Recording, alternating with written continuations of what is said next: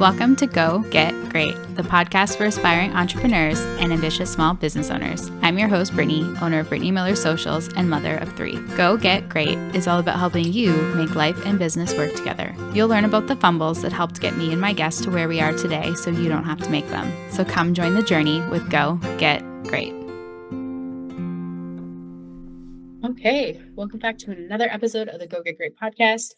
We are rolling on the personal kind of content trend because it feels like my life is just kind of blown up in the last little while and I have lots of things to talk about. So hopefully you'll be entertained by them. If not, stay tuned. I will try and have a business episode back again next week.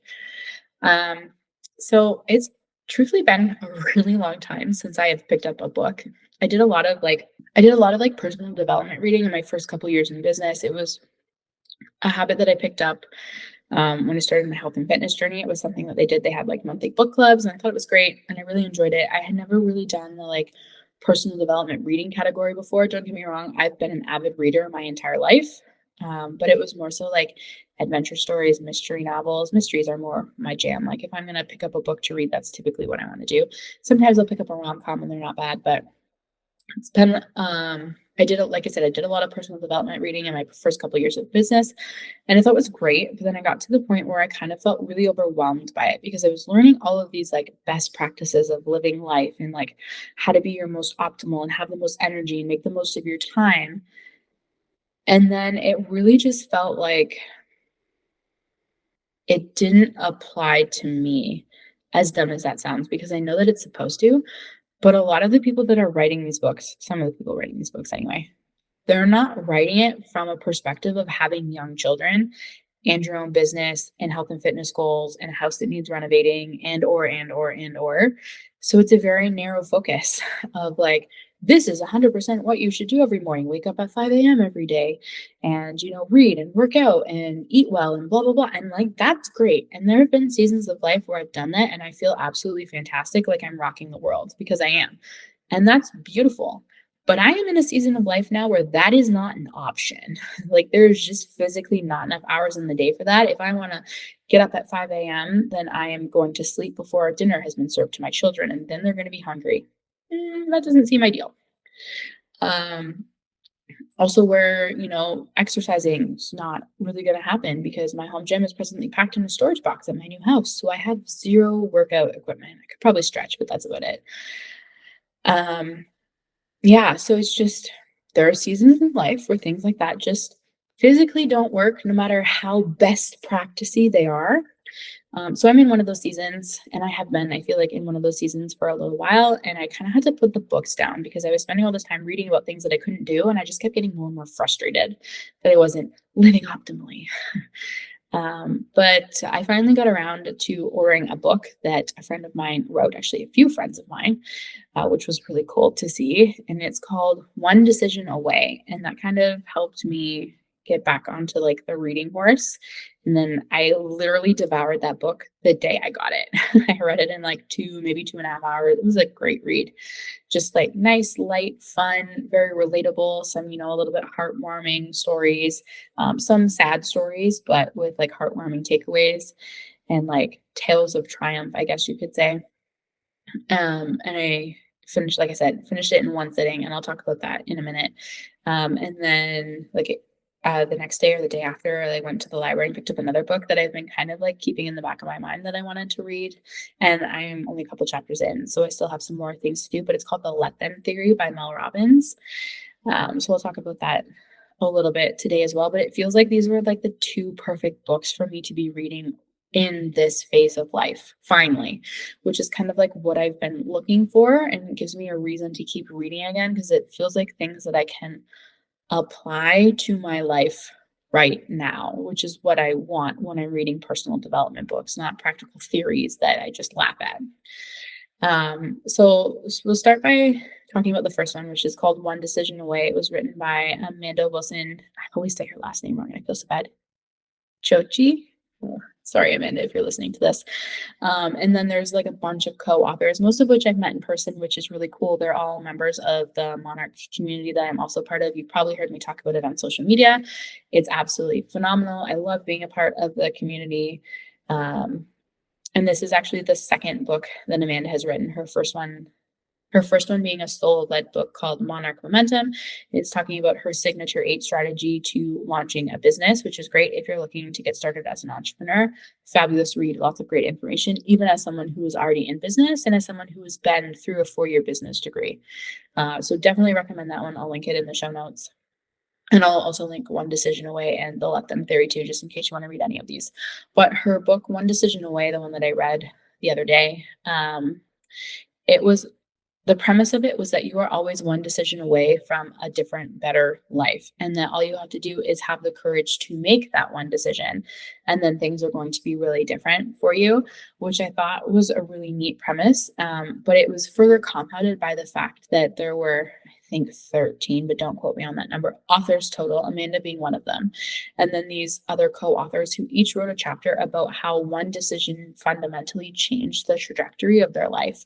I so wish I could have been a co-author on this book because it would have been really cool. But in lieu of that, since it's already been published, I thought I would do a podcast episode talking about my one decision, or rather, I guess a series of one decisions that I have made that has kind of got me to where I am today. But definitely go and check out that book because, like I said, there's a lot of really great information and fabulous stories in there. For me, I loved it. Like I said, I've met a lot of these women in person, so it was great to learn more about like their backstory and like their pre-business life, because oftentimes that was what they were talking about. Not always, but sometimes, about how one decision helped them start their business, and like that's how we connected. So I didn't know a lot about them pre-business. So it was nice to kind of have some additional information and kind of connect with them in that way, which was really neat. So like I kind of alluded to, I've actually had a lot of one decision moments in my life, and they've all been pivotal. Not all of the decisions that I've made necessarily have been huge monumental things, and that's totally okay. And that's a lot of like what they talk about in the book, how sometimes the decisions that we know we need to make that are really, really scary, that are going to change our life, aren't even necessarily huge decisions. Like it's not moving to Europe, although that would be a really cool, very big one decision. Sometimes it's just starting a business. Sometimes it's trusting yourself. Sometimes it's starting a new health and wellness program to look after yourself a little bit better. Sometimes it's decisions to stay with family or to not stay with family. So there's a lot of different things that this could relate to. And as I was reading through these different stories, I was like, oh yeah, that was like a one decision for me in my life. So a couple kind of examples of those is like those one decision moments. I guess one of the, I'm going to say more recent, even though it was several years ago, but more recent in terms of like chain events to things that are like present day, was starting my blog. So I think I've talked about this a little bit in some of my podcast episodes, but I was on maternity leave with Talia. This was like just borderline pandemic time. And I decided that I wanted to start a mom blog to talk about my motherhood experience and all of those wonderful things. And that was a really pivotal moment for me. Even though it wasn't a huge decision to start a blog, it kind of started the whole learning process of, online marketing. So I started the blog and I started writing and sharing my story, and that was great. And then I realized that no one was reading it, which meant that I then needed social media, which then got me started learning about, well, practicing more so the social media marketing skills, because social media marketing, a personal brand, is a little bit different than the marketing that I'd been doing for the nonprofit that I was working at the time. So then playing around with that, which then eventually led me to reaching out to do some business coaching, which spurred the start of Brittany Miller Socials, and then everything that kind of came after that. So starting that blog, while not really a big decision, because blogs aren't necessarily difficult to manage, they are a little time consuming. There's a little bit of setup required, and a little bit of cost typically associated with it. It was more so just like the learning curve, because I had never really created my own website before. I had never really published blog posts, purchased domain names, all of those things. So it was a pivotal moment in the sense of I was like stepping out of my comfort zone and trying something new, because like pre that moment, I was not a social media human. Like I was on social media, I had social media accounts, but like I never really posted to them actively. That just wasn't my jam. I was always a very private person. At some point in my life, I thought that maybe I would become like a detective, like law enforcement kind of. And I knew that it's typically frowned upon to have a big public presence as a law enforcement officer, because you never want anyone that you're kind of interacting with in that capacity that you've like locked up or whatever to be able to find your family and kind of do anything negative that way. So I just kind of always steered clear of it, keeping my options open. I'm pretty confident now I'm never going to end up in law enforcement. So it's fine that I am much more active on social media now. That was a pipe dream, like a pre-kid pipe dream. Also, I don't think I ever would have passed police training. Don't think I ever would have wanted to be pepper sprayed, and my athletic prowess at the time was far from athletic. I'll just say that. I was very, very out of shape. Um, yeah, so that was kind of one of my one decision moments, kind of like the first one that got me to like where I am today. And then there have been others, big and small, since then. So after starting the blog, I would say one of my next one decision moments would have been starting Brittany Miller Socials. So, I mean, I knew I always wanted a business, but I never knew what I wanted my business to be about. And truthfully speaking, I started my business in totally the wrong niche because social media management is not really what I want to be doing. But that was what I started. And I knew that at the time. But I was like, oh, it'll be great experience and I can transition into coaching later. It's like, no, I should have just started a coaching business and it would have been a lot easier, less transitions, less confusion over the last 2 years, because that's more so where I'm going now. Marketing expert coach with some management capabilities in a few marketing areas, social media not really being one of them. Um, so that was another one decision to start my business. And I was very well supported with that decision. Like I was connected with some of the business resources. I had a grant to get started. I kind of knew what I was doing from my business experience and also from my experience starting a blog and then running my own social media. But like going out and finding clients was definitely a new experience that was outside my comfort zone. Like sometimes a good outside of my comfort zone, also sometimes not, but and then from that, another one decision would have been quitting my job. I still remember that day. I thought I was making a great choice, and I probably did. Truthfully, I probably did. Although it didn't really feel like a choice at the time. It very much felt like one of those my hands are kind of tied situations where it was like, I don't have childcare, and you're now requiring me to be back in the office 3 days a week. Are my 1 year old, well, I guess she would have been 2, maybe 3. I was like, are my 3-year-old and 1.5-year-old supposed to stay home by themselves all day? Like, what do you want from me? But that was a one decision moment because I could have just looked for a different job. But instead of that, I decided to, dive full tilt into my business and kind of go down the rabbit hole further of entrepreneurship. And I love it. Don't get me wrong. Some days are stressful. Some days are financially challenging. But I wouldn't change it for the world. And I'm glad that I did it, like so glad. But that was definitely a one decision moment where things could have gone a lot of different ways. I couldn't really have gone back to work, truthfully. I mean, I guess I could have tried it for a month and literally just dropped the clothes off at my mother's door and went, figure it out. Even though she had told me she didn't want to do that. Like I said, I could have gone out and got another job and just kept my business as a part-time hobby or like quit it altogether, but I didn't. I stuck with it and I'm glad that I did. So that was definitely a pivotal moment.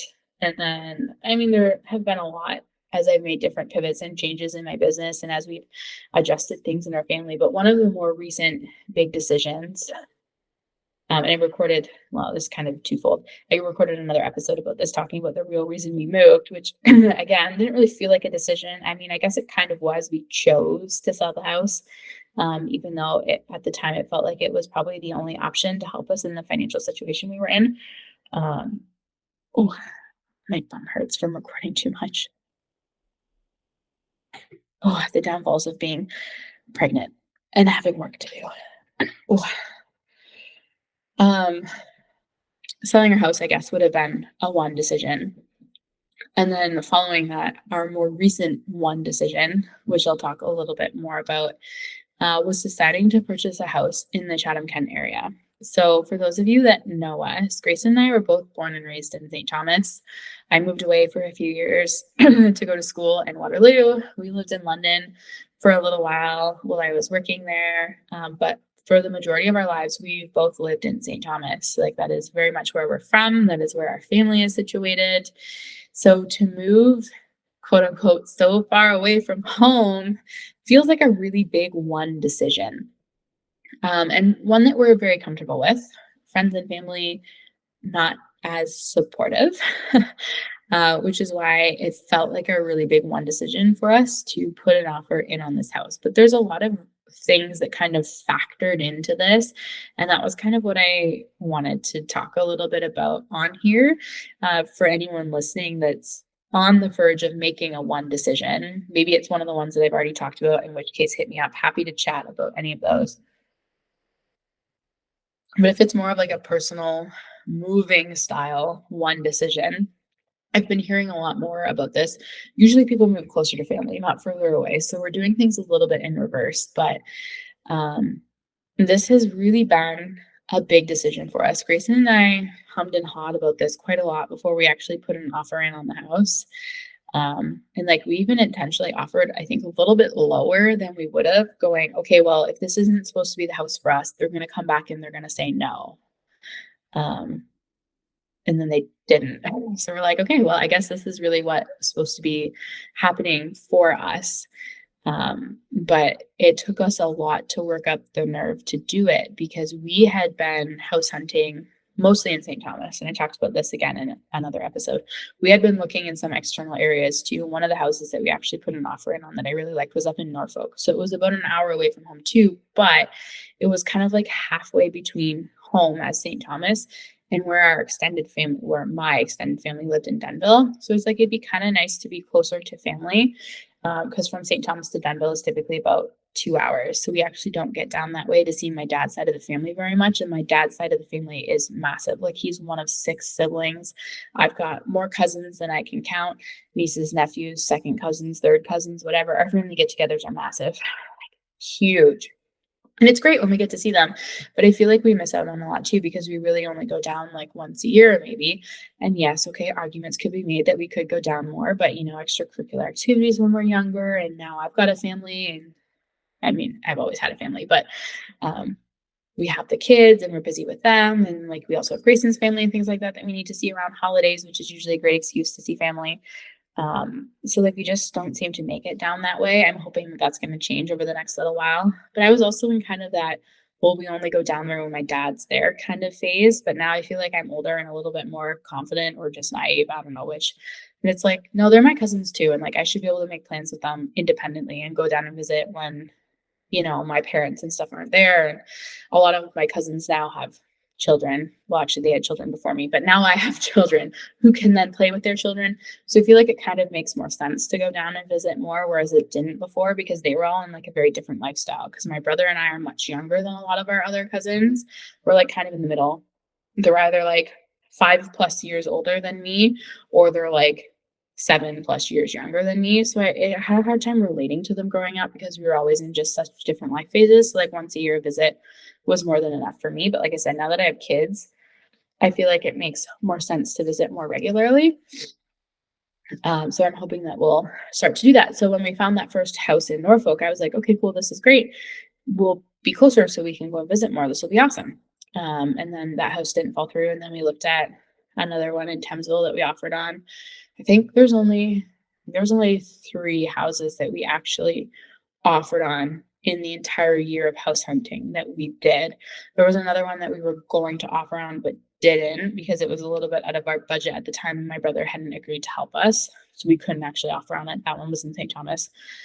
The other one was in Thamesville. And then the one we purchased, obviously, is in the Chatham-Kent area. So it wasn't the first time that we'd looked at a house so far away, but I feel like it was the first time we felt that it was actually possible that we could get it. So like putting that offer in felt different than the other ones because we knew that we had like a little bit of a buffer with them. The first one we offered a lot less on as well because it needed a lot of work. And the second one, both of them, the first one and the second one that we offered on Norfolk and Thamesville, we still hadn't sold our house. So like we knew there was a possibility that even if our offer was accepted, we still wouldn't get that property because someone else could come along and do what they call as a bump offer, meaning that they offer more money, shorter timeline, less conditions, etc., than the offer that we have put in. And there's nothing really we can do about it unless we want to be like, no, it's cool, we'll take the house sale condition off, which I was not comfortable with. So I knew that that wasn't going to happen. So our offer could have got bumped. But this time, like, we had sold our property. We knew that we needed to move. We had nowhere else to go. So like, if we were putting an offer in on the house, the only thing was whether or not they liked the amount of money we were offering. So it was a lot more real this time when we put an offer in on the property being so far away. And like I said, it didn't come lightly, but when Gracie and I started the house hunting process, we had a list of things that we really wanted. And some of the things that were on it were 4+ bedrooms. 5 was the goal, but 4 was the minimum. We knew we needed at least 2 rooms for the kids, a room for ourselves. And then I knew that I needed an office because I need an office space. Also, Gracie and I computers like need to go somewhere. So it's just kind of practical to have an office because we also both use it quite a bit.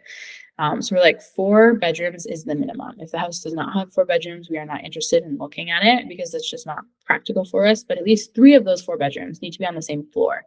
That was something that I was like super particular about. Otherwise, why would we bother selling our semi in the first place? Aside from the fact that we needed to pay off debt, because there was technically a 3rd bedroom in our semi. It was just downstairs. But with the kids being so young, they get up so much at night. I just didn't want to be so far away from them. If we were in the basement, and also I don't like living in the basement, but I also didn't want to put them down there because they felt really young and that just felt like too much separation. So it was like, they need to be on the same floor. 3 bedrooms, same floor, minimum. 4th can be wherever, I don't care. So 4 bedrooms, 3 of which on the same floor. I also really wanted minimum 2,500 square feet because we had 2,200 at our last house. And like square footage wise, I think the house size would have been okay at 2,200 square feet. We just needed a different layout. But I was like, if we're upgrading, we might as well get some more square footage because our family is now growing as of January. So we didn't necessarily know that when we first started purchasing, but that became a requirement later. So minimum 2,200 to 2,500 square feet. I also really wanted open concept because I think it's just easier with little children to be able to see them because I spend 99% of my time in the kitchen, or at least that's what it feels like, considering Grayson does all the cooking. I probably don't, but well, he does most of the cooking. But like I'm still in there for snacks and I make the kids lunches and I do breakfast in the morning. Okay, he doesn't do 99% of the cooking. He does pretty much 100% of dinner. And then I do meal prep and stuff on the weekend. So it feels like I spend a lot of time in the kitchen and like around the island because that was like the hub of our house. So oftentimes I'd be working on projects, doing like admin paperwork and all of that. I spend a lot of time in the kitchen and I want to be able to see my kids playing. Like I don't want them to really be like on a separate floor and I have no idea what's going on because every 45 seconds somebody has hurt someone or they've fallen down and got bumped or they're having a disagreement and they're fighting about a toy. And like I don't want to be hauling my ass up and down the stairs every 2 minutes because I would never get anything done. So I was like, okay, we really need something that's open concept for the kids to play. This house actually isn't 100% open concept. I think that's one of the only ones that it didn't check the box of. We contemplated maybe taking out a staircase to make it open concept, still up in the air about that one. Or potentially adding an extension later to move the kitchen so that it is more open concept. Also up in the air about that one. That would probably be like a 3 to 5 year down the road project though. So open concept. I also really wanted a garage. We actually don't have one of those either, but there's enough space that we can put one in. We've never had a garage before, so this was a little bit more of a wish list item than a have to have item. But in the winter and on the rainy days, getting 4 children into the car means that I'm absolutely freezing and soaked every time, and it sucks. So it's like having a garage or at least like a covered carport or something would help us stay a little bit drier and potentially warmer while I'm doing that because it feels like I'm lugging kids into and out of the car all the time since we're a 1 vehicle household and we have to take Grayson to work and pick him up and take the kids to school and like all of those things. So I kind of really wanted a garage. And I also really wanted property. So coming from, city living to looking in the country is definitely an adjustment. Learned a lot of things about, propane houses and well systems and all of that. But I wanted to be somewhere where if I had a cool idea, I had the space to do it. So like if I want a really big garden, and I do, that's something that I wanted to do a little bit more of, then there's space for me to build one. It's like I could maybe do like 2 little flower boxes or garden boxes in our old backyard. We had a really big size backyard, even for a house in St. Thomas. Like new subdivisions just did not appeal to me. It was like the Airbnb that we're staying at right now is a newer area. And like the backyard is tiny. Like put one climber in a shed in your backyard and that's it. Kind of tiny is like you might not even need a lawnmower at that point because there's basically no grass now. And I knew I wanted room for the kids to run around and play, to have some equipment and stuff in the backyard. I wanted big gardens. Grayson wants to put another rock wall up wherever it is that we go. I was like, we need square footage for that, like outdoor square footage. We need acreage. So it was like minimum, I wanted a place that had half an acre.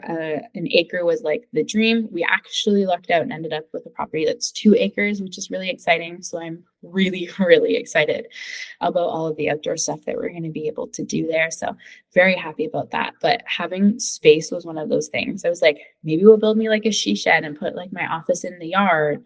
And then I have like a dedicated workspace. But like at least this way, like I said, big gardens, room for the kids to play, rock wall for Grayson.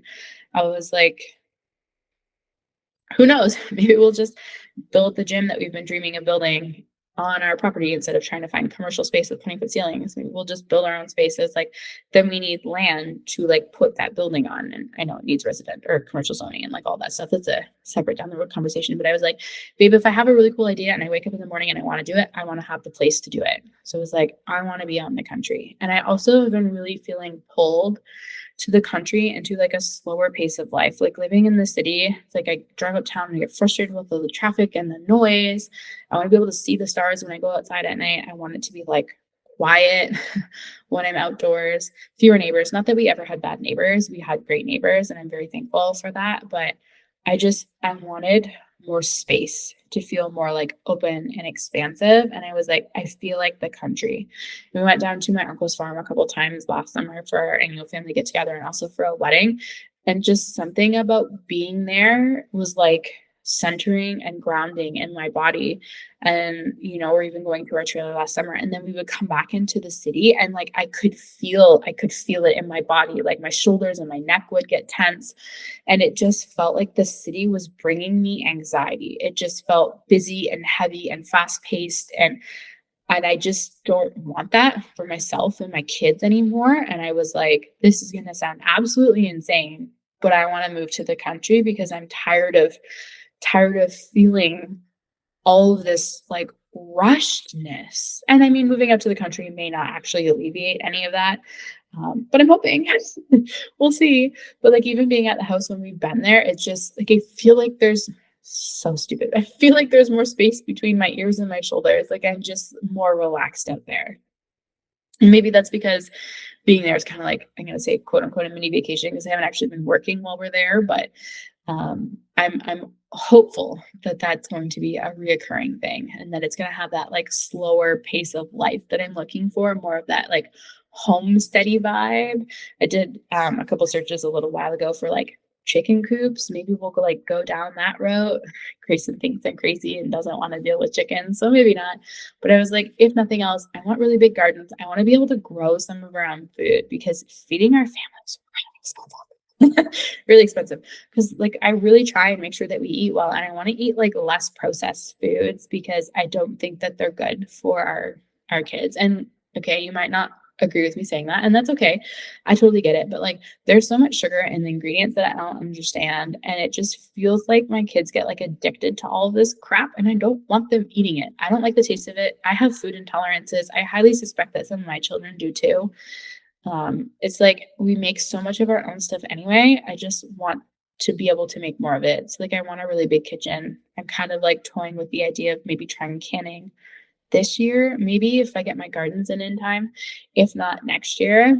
And I was like, I can't do that in the city because again, I can't grow all of my own food. So there was like a lot of just like a personal lifestyle choices that I wanted to more align our family with, that country living, and in this case, moving so far away from St. Thomas brought us, that I wouldn't have got by buying another house in a subdivision. Also moving out to Merlin in basically the middle of nowhere, blink and you miss it, one intersection kind of city. That's where we are right now. Much cheaper. I mentioned this in another podcast episode too, but like our mortgage payments are going to be half what they were in St. Thomas in a house that is almost, well, it's not really twice the size, but it is substantially bigger with like much more property. So that's going to be awesome because again, one of my other goals is to retire Grayson from North Star so that he can work with me and or be a stay-at-home dad. Some combination somewhere in the middle. And lowering our expenses is like making a huge step towards achieving that goal because it makes Grayson's income less required, assuming that I can get my business income to be more consistent, which means that I need to stop having babies so I can actually keep working. But anyway, and kind of like another kind of piece of that is that my parents who live in St. Thomas, and like even Grayson's mom lives in St. Thomas too. We don't really associate with his dad. His brother lives in London. We used to have family dinners every Sunday, and I'm going to be sad that we don't do that quite as often. I still think that we'll probably keep it up and do it at least twice a month, maybe one weekend we drive down and one weekend they come to us kind of thing. But it's not going to be every week like it was. Um, but like we're still going to try and see them and have those connections, but we're going to have more disposable income to be able to travel and to like go and see things, do things with the kids, take them to the zoo, to the aquarium, maybe some summer vacations, more cottage time. Maybe we'll finally get to go on an airplane. That would be cool. um yeah, and like my parents, like my dad is technically at retirement age. He just hasn't retired yet. And my mom keeps talking about how, they want to travel and they've been talking about selling their house and they want to move in the next little while and they might move, closer to Dunville, in which case we would be much further away from them, which is unfortunate, but it is what it is. But I mean, also, like if they're going to move anyway and they want to travel, they could move down to like the Chatham-Kent area with us, which is much cheaper. And then they would have more money to travel, which I'm trying to like get through her head. But she's just like a brick wall. She decided she did not like the property before she even saw the house. She heard where it was located and she's like, oh, hell no. And she's been very vocal about her dislike for this house and its location and how she's not going to get to see her grandkids hardly grow up anymore. And like, it's heartbreaking for me to hear her saying this. Like, I fully understand where she's coming from. And that's where a little bit of like the let them book has come into play here, where I need to, and like the frame of reference things that she talks about and Mel talks about in the book is like where I've been trying to practice some of that, because I used like the last couple of weeks, I was just getting angry at her every time she says that. And I was like, but you haven't even asked why we did this. Like, you're not seeing my side of it at all. You have just decided that this is going to be bad for you. And that's it. I was like, truthfully, we'll probably see you more than we have been, because she hasn't been coming over very much lately. She's been really busy with her basement renovation, which I put in air quotes because she hasn't really been doing anything. But she's always like too busy to come over. She used to come over 2 days a week to watch the kids while I work, which was great. So I would see her regularly, and the kids saw her regularly. We'd see her on the weekends. Sometimes we'd pop by for a visit, have a barbecue, whatever, take the kids to the park. But then she got busy with her basement renovation and some other things that she's been dealing with. And like all of a sudden her 2 times a week visit are now down to once a month. And I was like, Mom, we're seeing you once a month and you live 10 minutes away. I was like, I guarantee you that I will drive the kids up to visit St. Thomas to see you more than once a month, even when we move. It's like, we're going to be staying with you for a little while we renovate. But I was like, you will see them more than that. I was like, all of my service practitioners, doctors, osteopaths, like all of that, eventually I'll probably shift them down that way. But I was like, Kim and them are still here. You're still here. We should have more time. Grayson's going to be on paternity leave in the fall and not working. So like we can drive up and visit like whenever we want. We're going to have so much more flexibility and freedom. You're still going to see us, potentially see them more, because now I'm going to be able to just drive them up and drop them off and be like, I have meetings. See you later. Or I have appointments. I'll talk to you later. I was like, I guarantee you'll still see them as much, at least minimum once a month, but likely more so than that. And like I was trying to say, I was like, maybe we can travel with you. Wouldn't that be awesome for us to be able to go places like independently, but together? You know what I mean? Like we have our own hotel room or our own trailer and they have their own, so we have our own space, but like we're at the same location, that kind of like traveling together. I was like, how awesome would that be, that you wouldn't have to miss out on your grandkids growing up still because you're traveling. And then we would also get to have those experiences with you. Kind of like also sort of want to homeschool. And I talked about that a little bit for the last little while, but there have just been too many things going on, and excuse me. Oh, wish I was not sick. And too many pregnancies and too much exhaustion, and it just felt like too much to handle. But maybe with Grayson being home in the fall, if we really could get him to retire, maybe we could do more homeschooling and that would be cool. And then we could travel more consistently with my parents. I was like, this move is going to be really huge for us, Mom. It like helps align everything that I've kind of been working towards and dreaming of. And all I hear from her is how upset she is that I'm taking her grandkids away from her. And I was like, I am so, so, so, so, so sorry that you feel that way, but I am making a decision that is really, really good for my family. And I could get that your family, but like myself, my partner, and my kids, I'm making a decision that is going to be very beneficial for them. Rather than us staying living in St. Thomas at a job that Grayson doesn't really enjoy, truthfully speaking, in a house that we're struggling to afford every month because we have now over borrowed according to the government. Well, not really the government, but like my brother would have to be had to like be a guarantor on the mortgage if we were to stay in St. Thomas and purchase, let's say a $550,000 house. I was like, we're going to struggle to make those payments each month. I'm constantly going to be frustrated, worried about money. I'm not going to see my kids as often because I'm going to be working all of the time. We're never going to be able to go anywhere, do anything. I'm not going to be able to afford to put them in activities. We're definitely not traveling. I was like, you might physically be in the same geographic area as me, but that doesn't mean that we're going to see you more. And I'm going to be constantly stressed out and overwhelmed. How is that good for my mental health? How is that good for my family? I was like, it's not. As much as leaving St. Thomas is like heart-wrenching because I grew up here. This is home. I love this city.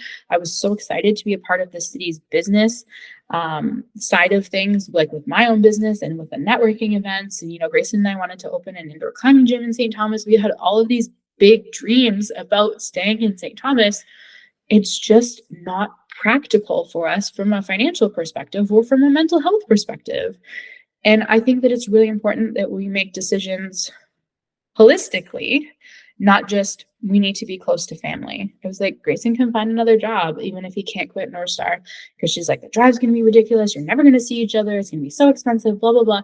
Like she has got every little negative thing listed out, I swear to God, on a piece of paper. And she just like reads off of it every time anything about my house comes up. And it's exhausting.